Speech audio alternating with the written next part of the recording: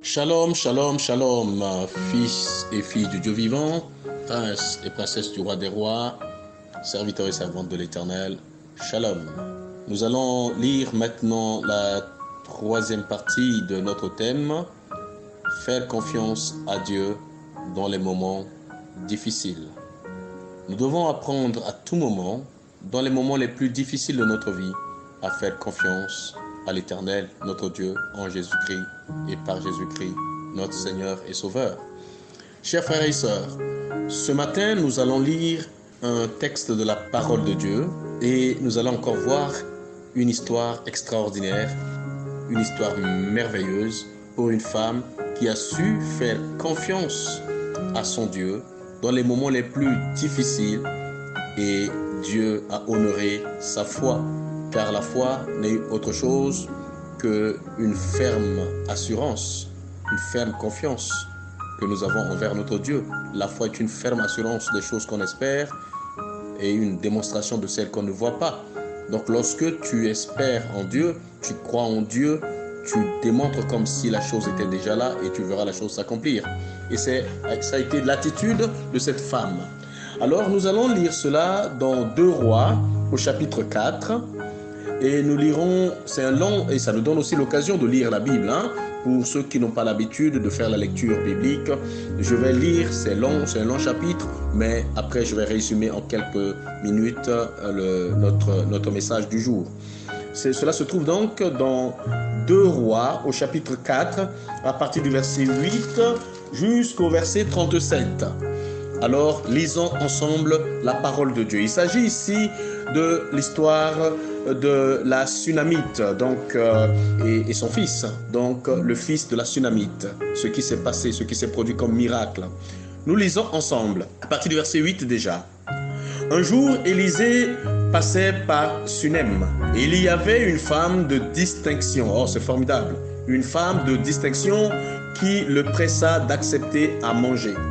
Et toutes les fois qu'il passait, il se rendait chez elle pour manger. Elle dit à son mari, « Voici, je sais que cet homme qui passe toujours chez nous est un saint homme de Dieu. Faisons une petite chambre haute avec des murs et mettons-y pour lui un lit, une table, un siège et un chandelier, afin qu'il s'y retire quand il viendra chez nous. » Élisée, étant revenu à Sunem, se retira dans la chambre haute et y coucha. Il dit à Géasi, son serviteur, « Appelle cette Sunamite. » Géasi l'appela et elle se présenta devant lui. Et Élisée dit à Géasi, « Dis-lui, voici, tu nous as montré tout cet empressement. Que peut-on faire pour toi? Faut-il parler pour toi au roi ou au chef de l'armée? » Elle répondit, « J'habite au milieu de mon peuple. » Et il dit, « Que faire pour elle? » Géasi répondit, « Mais elle n'a point de fils, et son mari est vieux. » Et il dit, « Appelle-la. » Géasi l'appela, et elle se présenta à la porte. Élisée lui dit, « À cette même époque, l'année prochaine, tu embrasseras un fils. » Et elle dit, « Non, mon Seigneur, homme de Dieu, ne trompe pas ta servante. » Cette femme devint enceinte et elle enfanta un fils à la même époque, l'année suivante, comme Élisée lui avait dit. L'enfant grandit et un jour qu'il était allé trouver son père vers les moissonneurs, il dit à son père, « Ma tête, ma tête. » Le père dit à son serviteur, « Porte-le à sa mère. » Le serviteur l'emporta et l'amena à sa mère. Et l'enfant resta sur les genoux de sa mère jusqu'à midi, puis il mourut. Elle monta, le coucha sur le lit de l'homme de Dieu, ferma la porte sur lui et sortit. Elle appela son mari et dit, « Envoie-moi, je te prie, un des serviteurs et une des ânesses. Je veux aller en hâte vers l'homme de Dieu et je reviendrai. » Et il dit, « Pourquoi veux-tu aller aujourd'hui vers lui? Ce n'est ni nouvelle lune, ni sabbat. » Elle répondit, « tout va bien. Puis elle fit sceller l'ânesse et dit à son serviteur, mène et pars, ne m'arrête pas en route sans que je te le dise. Nous lisons la suite du verset 25. Elle partit donc et se rendit vers l'homme de Dieu sur la montagne de Carmel. L'homme de Dieu, l'ayant aperçu de loin, dit à Géasi, son serviteur, voici cette Sunamite. Maintenant, cours donc à sa rencontre et dis-lui, te portes-tu bien? Ton mari et ton enfant se portent-ils bien? Elle répondit, bien. Et dès qu'elle fut arrivée auprès de l'homme de Dieu sur la montagne, elle embrassa ses pieds. Géasi s'approcha pour la repousser. Mais l'homme de Dieu dit, laisse-la, car son âme est dans l'amertume, et l'Éternel me l'a cachée et ne me l'a point fait connaître. Alors elle dit, ai-je demandé un fils à mon Seigneur? N'ai-je pas dit, ne me trompe pas? Et Élisée dit à Géasi, saint terrain, prends mon bâton dans ta main et pars. Si tu rencontres quelqu'un, ne le salue pas. Et si quelqu'un te salue, ne lui réponds pas. Tu mettras mon bâton sur le visage de l'enfant. La mère de l'enfant dit, l'Éternel est vivant et ton âme est vivante. Je ne te quitterai point. Et il se leva et la suivit. Géasi les avait dévancés et il avait mis le bâton sur le visage de l'enfant, mais il n'y eut ni voix ni signe d'attention. Il s'en retourna à la rencontre d'Élisée et lui rapporta la chose en disant, l'enfant ne s'est pas réveillé. Lorsque Élisée arriva dans la maison, voici l'enfant était mort, couché sur son lit. Élisée entra et ferma la porte sur eux deux, c'est-à-dire sur lui, Élisée, et sur l'enfant. Et il pria l'Éternel. Il monta, se coucha sur l'enfant et mit sa bouche sur sa bouche, ses yeux sur ses yeux, ses mains sur ses mains, et il s'étendit sur lui. Et la chair de l'enfant se réchauffa. Élisée s'éloigna, alla çà et là par la maison, puis remonta et s'étendit sur l'enfant. Et l'enfant éternua 7 fois et il ouvrit les yeux. Élisée appela Géasi et dit, appelle cette Sunamite.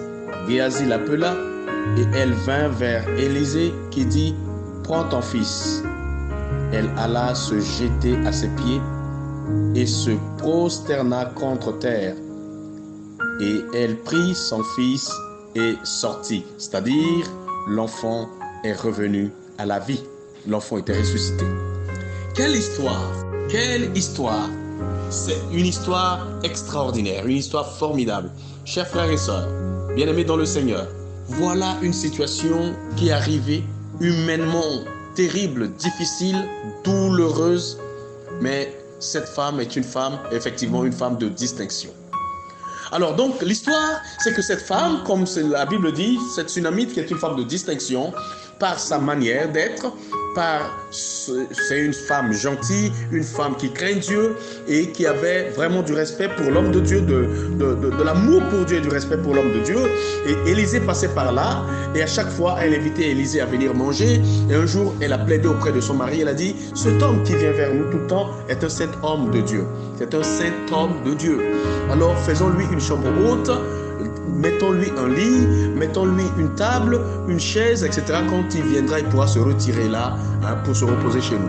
Son mari a adhéré à sa demande et ils ont préparé une chambre haute dans leur maison pour cet homme de Dieu qui est Élisée.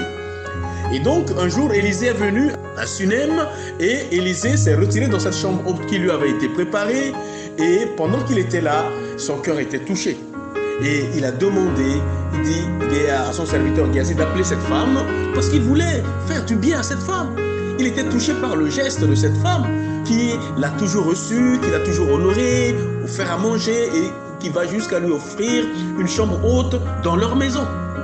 Alors il dit, mais que veux-tu que je fasse pour toi? Demande à la femme.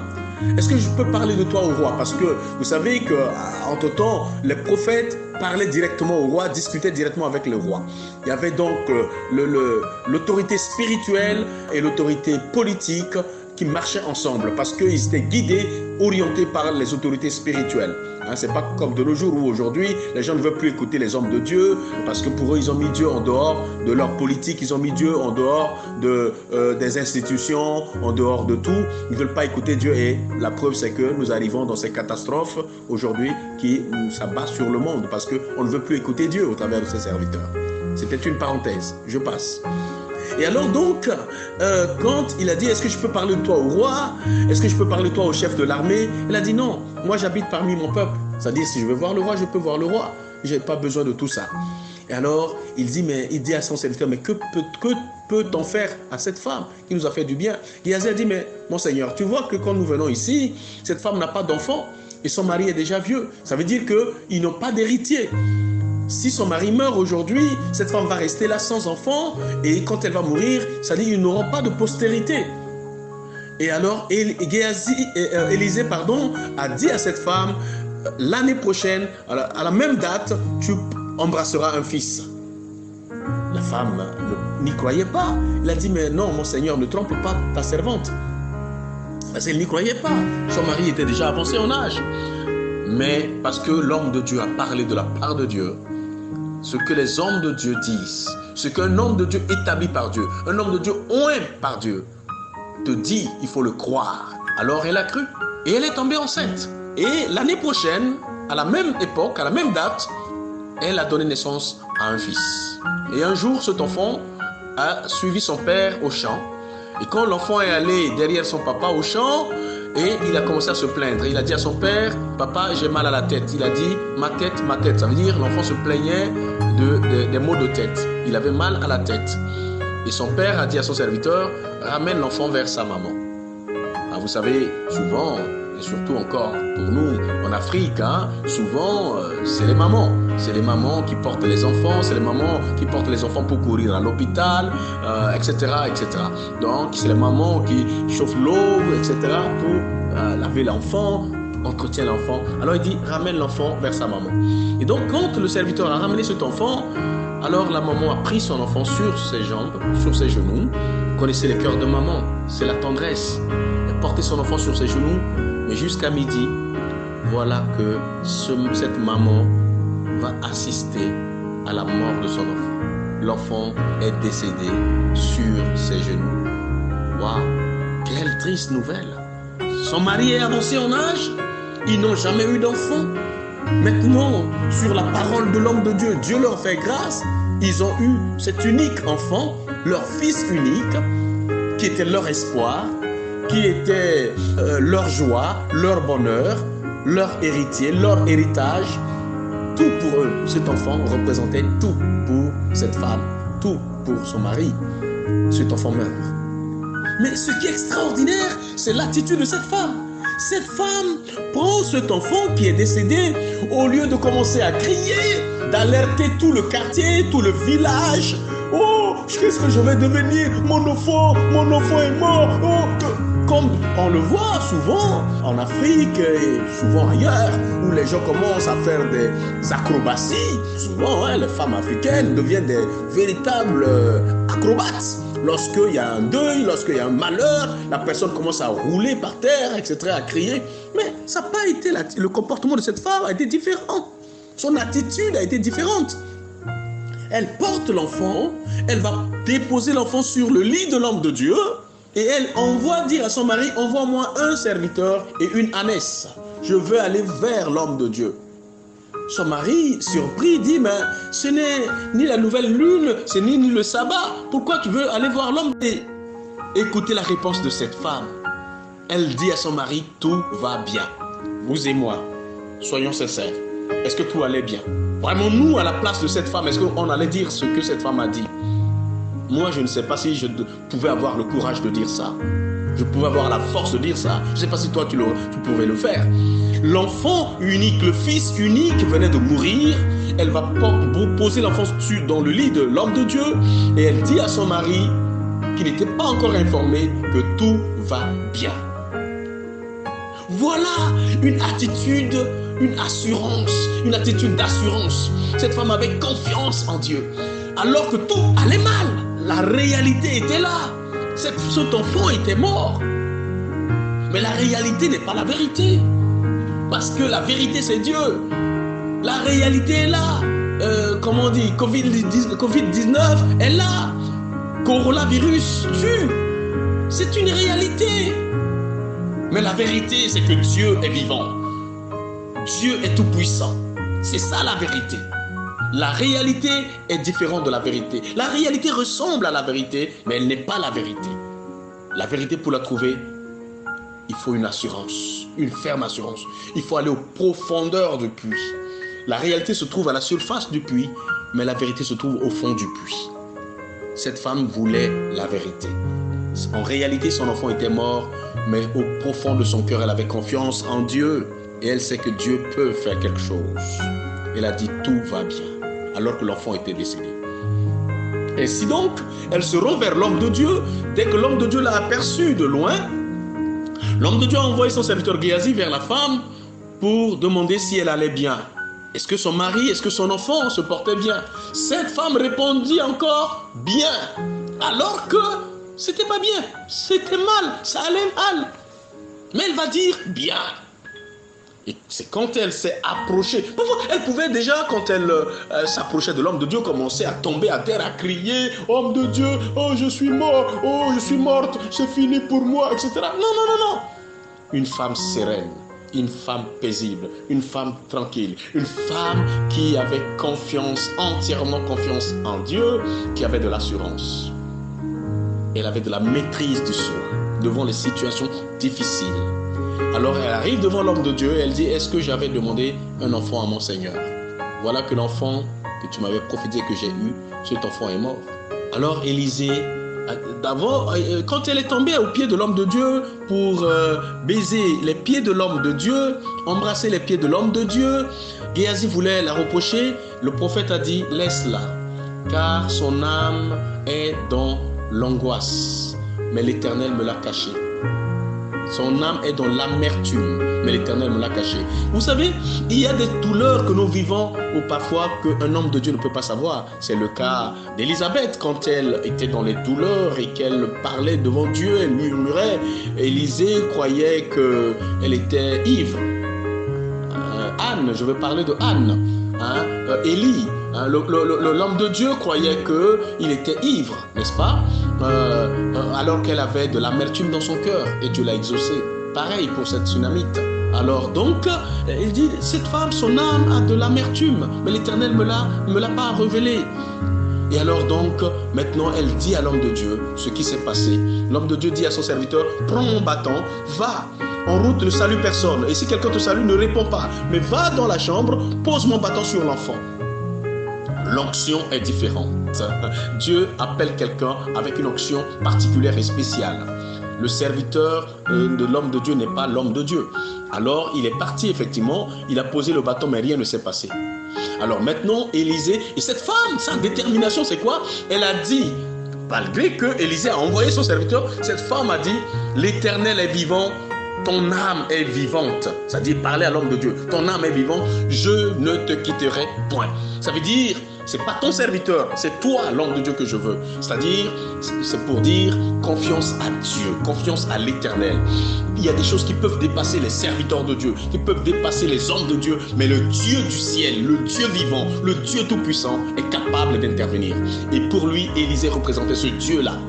Alors, il dit, l'Éternel est vivant, ton âme est vivante, je ne te quitterai point. Cela a contraint l'homme de Dieu de se lever et aller avec cette femme. Et quand ils sont arrivés, Géasi a dit, l'enfant ne s'est pas réveillé. Et alors, ils sont rentrés dans la maison. Élisée a fermé la porte sur lui et l'enfant. Et il s'est couché sur l'enfant, ses yeux contre les yeux de l'enfant, sa bouche contre la bouche de l'enfant, ses mains étendues sur les mains de l'enfant, et il a soufflé sur l'enfant, et la chaleur de son corps a pénétré l'enfant. Et il s'est levé encore, il a tourné dans la salle, il est revenu se coucher encore sur l'enfant, et cette fois-ci, l'enfant a éternué. la vie est revenue. Alléluia, la vie est revenue. Cet enfant qui était mort est revenu à la vie, il a éternué, signe de vie.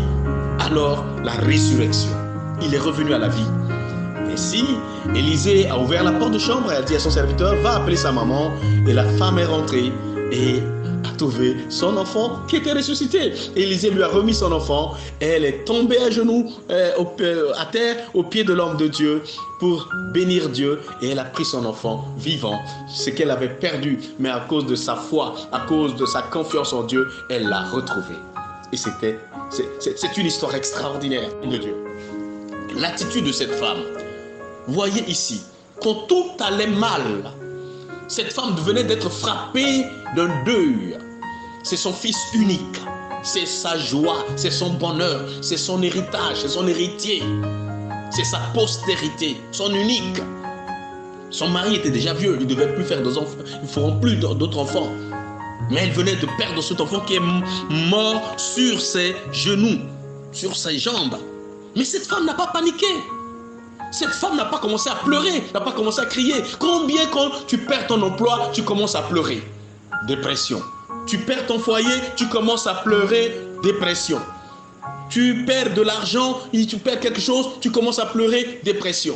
Avec cette histoire de coronavirus, d'autres sont morts, pas de corona, mais de dépression. D'autres sont morts par suicide. J'ai suivi qu'un milliardaire italien s'est jeté du haut de l'étage à hauteur de 20 étages. Il s'est jeté parce que il avait perdu toute sa famille, décimée par coronavirus. Il s'est jeté, malgré qu'il est multimilliardaire. Il est mort. Donc, vous voyez, devant cette situation, quand on apprend qu'il y a 100 morts, il y a 200, il y a 1000, il y a 2000 morts, mais ça effraie. Et les gens tremblent. Et les gens commencent à parler n'importe comment. Mais regardez cette femme. Son mari dit, mais pourquoi tu veux aller? Et pourtant, elle dit, tout va bien. Alors que tout allait mal. En vérité, rien n'allait puisqu'elle venait de perdre son enfant. Pour te dire, enfant de Dieu, le monde peut aller mal. Tout autour de nous, il y a des morts. C'est vrai, c'est une réalité. Mais en vérité, ton Dieu est vivant. Il a dit, l'Éternel est vivant. Ton âme est vivante. Fais confiance à l'Éternel dans tes moments difficiles. Ne panique pas. Même si on venait, je ne le souhaite pas, à te dépister que cela s'avère être vrai, que voilà, tu es malade, ne tremble pas, ne panique pas. Dis comme cette femme, tout va bien. Dans ces moments de confinement où tout est bloqué, on ne va pas au travail, les enfants ne vont pas à l'école, etc., etc. Les situations deviennent difficiles, même d'autres commencent à crever de faim, à se plaindre parce qu'il n'y a pas d'argent, surtout pour nous ici en Afrique, il n'y a pas assez de moyens. Alors, bien-aimés, disons comme cette femme, tout va bien. Elle se présente devant l'homme de Dieu et dit, mais est-ce que ton mari est là? Ton enfant va bien? Et elle dit encore, bien. Voilà une attitude. Alors que tout allait mal. Mais elle va dire, tout va bien. En réalité, autour de nous, les gens meurent. En réalité, autour de nous, coronavirus est une réalité. Il tue cette maladie. C'est pourquoi nous devons nous laver les mains à tout moment. Nous devons ne pas nous saluer comme par le passé. Nous devons garder les distances barrières de 1 mètre, sinon un peu plus, etc., etc. Toutes ces conditions qu'on nous demande aujourd'hui, nous devons le faire. C'est une réalité. Mais en vérité, au-dessus de cette réalité, au plus profond de cette réalité, il y a Dieu. Il y a Dieu qui est au contrôle de tout, qui est au-dessus de tout, qui est au-dessus du coronavirus, qui est au-dessus de cette pandémie. Dieu sait pourquoi il a permis. Arrive-t-il un malheur dans une ville sans que l'Éternel en soit l'auteur? Non, il en est l'auteur. Il a permis que cela arrive. Ça veut dire que c'est lui la vérité. Vous connaîtrez la vérité et la vérité vous affranchira. Cette femme connaissait la vérité l'a affranchie de la peur. La vérité l'a affranchie de son amertume. Elle a récupéré son enfant qu'elle avait perdu. Alléluia. Jésus est Seigneur, Jésus est vivant. Enfant de Dieu, ne crains point, aie confiance en l'Éternel ton Dieu dans ces moments difficiles que nous traversons, dans ces moments difficiles que le monde traverse, que les familles de la terre traversent, que les institutions de la terre traversent, que les organismes du monde traversent. Fais confiance à l'Éternel, aie confiance à ton Dieu dans ces moments difficiles. Tu as des problèmes d'argent, je sais. Tu as des difficultés pour faire vivre ta famille, nourrir ta famille pendant ce temps-là, je sais.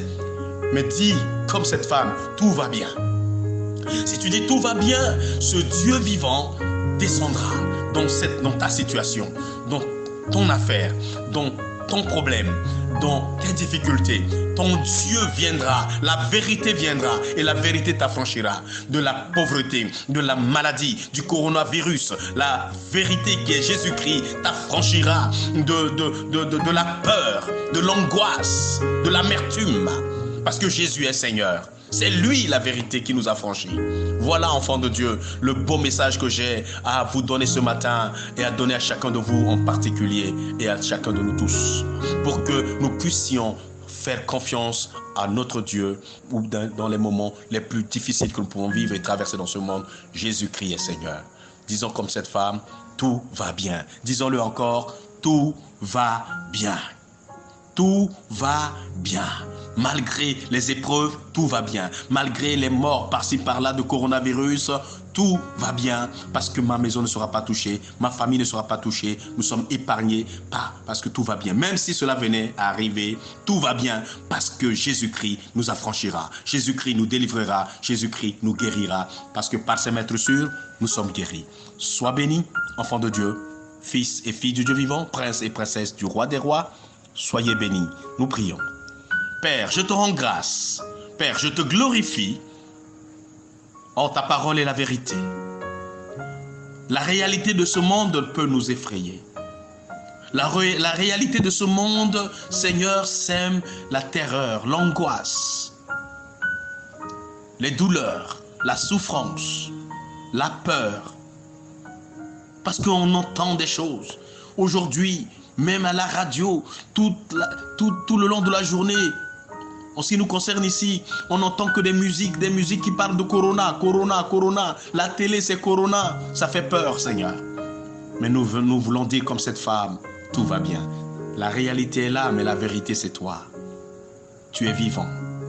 Notre âme est vivante. Nous courons vers toi. Nous venons vers toi. Et nous disons, Seigneur, tout va bien. Parce que tu es là. Et parce que tu es là, tout ira bien pour chacun de nous. Bénis tes enfants. Bénis ta fille, bénis ton fils qui est démoralisé, qui est découragé, qui est abattu, qui a de l'amertume, qui a de l'angoisse dans son cœur. Seigneur, relève celui qui a l'esprit abattu, console celui qui est affligé, guéris le cœur brisé et apporte la solution dans ces moments difficiles à tes enfants, à tes fils et tes filles qui ont confiance en toi dans ces moments difficiles et montre-leur que tu es vivant au siècle des siècles, que tu n'as point changé et que aujourd'hui encore nous pouvons compter sur toi parce que tu es la vérité qui nous a franchis. Au nom de Jésus-Christ, Amen.